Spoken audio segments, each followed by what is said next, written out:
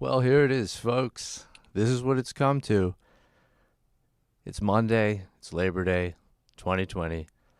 I'm sitting in my bedroom doing a live broadcast for you folks. Episode number 40 of my podcast, Struggling with Sozio. And I'm thinking that every 10 episodes, I'm maybe going to do a solo cast like this. Just going to do something where I do an episode myself, talk about something that I want to talk about. Air any grievances. I think everybody knows I'm pretty good at that. And just see how it goes. I'm still feeling out this whole podcast thing. I'm still seeing what my show is going to, evolve into and become. So as we do that, we're experimenting here, folks. So bear with me. And as I mentioned in the caption here, if you want to join in the show today, you just click the link. I'll see you on the stage here, and I can add you to the show. If you have a camera and a microphone, you want to chime in, you want to bitch, you want to air your grievances, you want me to tear you down, I could do that. I'm bored. So, feel free to do that. But in the meantime, I figured what I wanted to really talk about today was just you see a lot of this in social media and in a lot of different kind of performing arts. You see it in Hollywood, you see it in music, you see it in pro wrestling, you see it in comedy, and it's just this idea of clout chasing. And by that, it's almost like this level of respect, like these different tiers of popularity and respect and clout, that somebody can receive based on, like I said, popularity in their field, whatever that is. And you see a lot of weird behaviors. You tend to just see a lot of bitch assness in a lot of ways, we'll call it. But there's a lot of like the other half of this that I wanted to address is social media slavery, and we'll get into like both of those things, But I was just been sitting around here feeling anxious. Anytime I get a free moment, if I'm not busy with work, if everybody's preoccupied in my family doing other things, I sit around getting anxious, and I feel like I need to do something to further my podcast or work on my social media presence. And, that's sort of like what made me think about this clout bullshit. And, like, I hate that, like, I have this thing that certainly 15 years ago wouldn't have been a thing in my life, or, something to, cause anxiety, So, and I thought about like, what do I need to improve my presence for? What do I need to be even concerned about this podcast for? What am I doing this for? What's the end goal? Like, and at the end of the day, it's all an effort to chase clout, as I was talking about. And for everybody, I guess that's different. The reason behind that is different.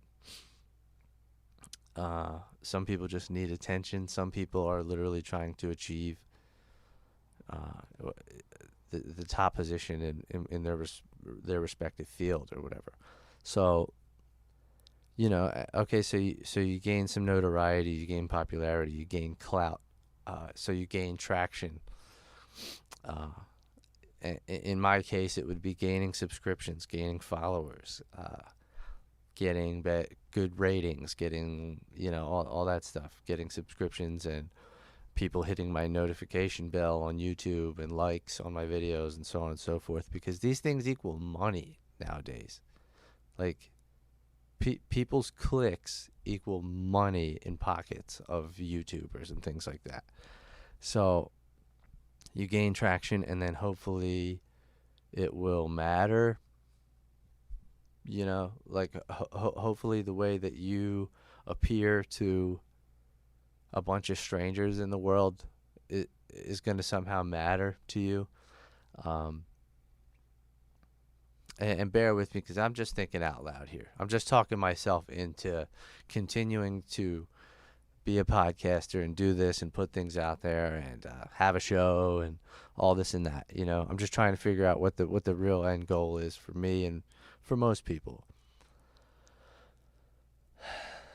So, you gain the traction, you get the clout, and then what? So now your tweets matter. Now that I have enough Twitter followers, does that mean what I have to say in a tweet matters more? I mean, I think it certainly doesn't matter more. It's just a matter of it's just going to have more eyes on it. It's going to have more attention. It's going to provoke more replies. It's going to change people's opinions. It's going to, and I think that's what big tech is kind of worried about. Not worried about, but celebrities, athletes, these people are the ones shaping the world now because of their tweets.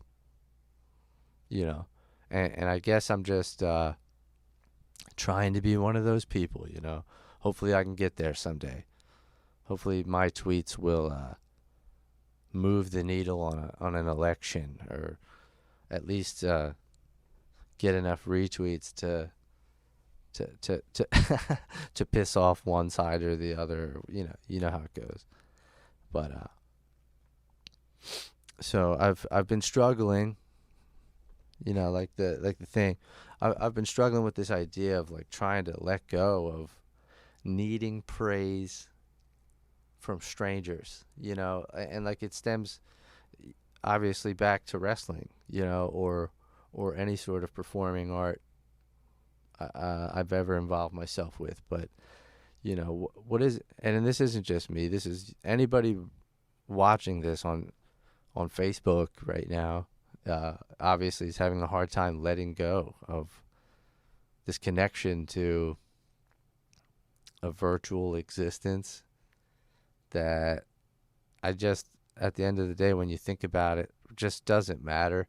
And considering a Facebook page can just be erased just like that. Like, we spend so much time on this garbage. I don't know. I just don't understand it. But I wish that I had the ability to turn off whatever, switch in my brain doesn't let me not give a fuck about this stuff, because I'm just as connected as everybody else. I'm not innocent. I'm no more guilty than anybody else. But as far as that stuff, like, well, for me or anybody, I don't know where the need for acceptance and praise and this glorification from strangers comes from. I mean, in wrestling, I grew up watching it, loving it, and thinking someday, yeah, I would like to do that. Maybe I could do that someday. I never thought I really would, but then it just happened, and you kept doing it. It's a drug, they say, and it really was. Performing, the adrenaline, everything. But okay, so there's wrestling, there's doing the podcast. This is just scratching the itch, you know what I mean? Like, this is just kind of this is scratching my performance itch, so to speak. It's getting my voice out there. It's getting my opinions out there. It's getting my face out there, even though my face has definitely seen better days, for sure. Just trying to get to the root of everything that I do, as it pertains to my digital presence out there in the world. Like, so, yeah. So what's the point of this podcast? I think I originally started this as a means to just talk to people more. I felt like I needed to speak more. I think that everyone needed to share more about how they were feeling, as it pertains to traumatic things that they maybe have been through. Whatever that is. Obviously, if you follow the show at all, you know that that's been deaths, injuries, weight loss, all sorts of hardships that people have endured. finding out you have a 3-year-old. Hey, how about it? Shout out to Dave McCall. But so I started it as a means of sort of talk therapy for myself and my guests, and but also as a way to look at these things and laugh at them, and just, try to move forward and not necessarily let these things ruin or run your life. But it's proving to be a little bit difficult of a concept to continue and further. It's hard to get guests. It's hard to get people to commit. It's obviously hard to find people like Tim Donst, whose father attempted to kill their mother and shot her 5 times. It's not like every day you get stories like that. Or my boy Mark Whited, who just chimed in. What did he have to say here? Let's see. The reality is, by disconnecting from Facebook and Twitter, you lose a majority of the people you talk to, engage with, and in the back of one's mind, that's a lonely thought. And yes, it is, Mark. That's definitely part of the reason I don't just turn it all off. The reason I still have Facebook, Twitter, Instagram, and this podcast is so that I don't lose the network of people that I've built over the years in the pro wrestling business, and fans and friends and everything else. And I'm trying to now use this platform to launch something else, and hopefully I'll be successful in that, but time will tell. But all these different things that I do, and probably most of the people watching this or who will eventually watch this do, the statuses we put online, it's all for fucking attention. It's all for like reaction. You're trying to either go to reaction out of somebody into laughing, arguing, appreciating you or your family or whatever the fuck. Political views, jokes, sports commentary. It's like, what the fuck would you do without this? What would you do? Would you talk to the wall? Would you tell the fucking wall about, whatever? Memes. I do it too. Again, whatever I'm bitching about, I'm guilty. Guilty as charged. Fucking memes people post, like, all right, enough. Unless I do it. It's funny if I do it. It's if I do it or if I made it, it's hilarious. Otherwise, enough. Who cares? People's reviews of fucking movies, different shows, sports, games. Hey. Right there. Okay?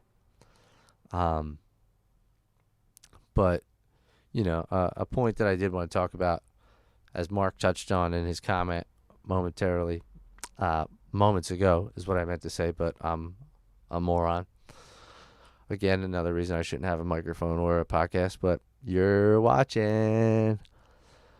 So, the inability to disconnect from social media. I have it. I don't know what to do about it, especially considering I still kind of want to be somebody. Some people, say that they're going to do that, but that's big talk, man. To say like you're just not ever going to be on any of this shit ever again, that is big talk. Everybody's got what they call FOMO, fear of missing out. And, I'm there, man. I feel like, but at the same time, the same shit I'm afraid of missing out on is the same shit that aggravates me. That's just, isn't that something else? The fucking shit we do to ourselves. God damn it. But like things that I've actually heard people say in real life.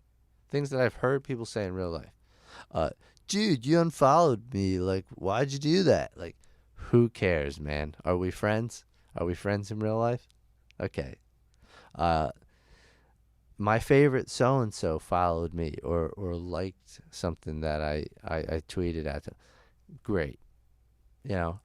And don't get me wrong. If that happens to me, it is a big deal. It's not a big deal if it happens to you. And it's important that you know that. It's important that you understand that I'm important and you're not important. Thank you for watching.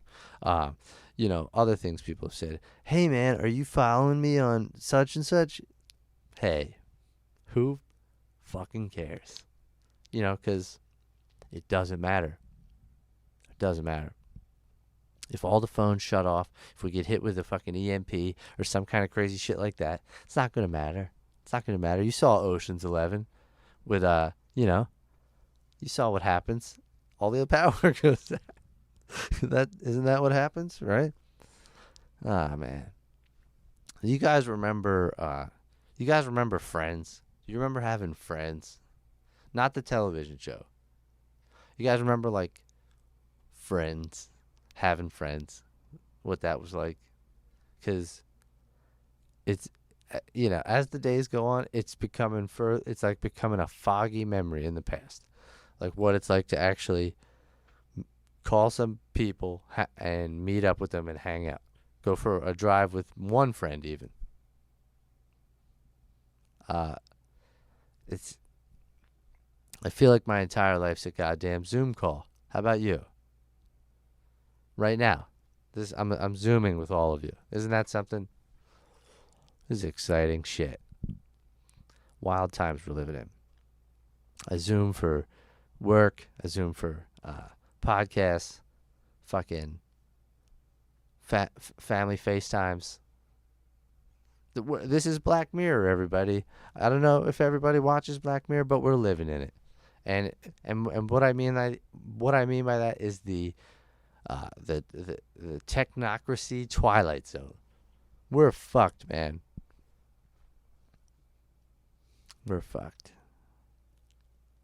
So, if anybody watching out there has an answer for how we can save our society and put an end to the internet, social media, clout chasing, and slavery that all of us take part in on a daily basis, please, I'm all ears, because we're fucked otherwise. We're fucked. So, that being said, folks, that's all I have for you tonight. I didn't want to ramble on. I think I can only really stand me in about 15 to 20 minute chunks as it is, so thanks for watching. Have a good night. And if not, you can go fuck yourself.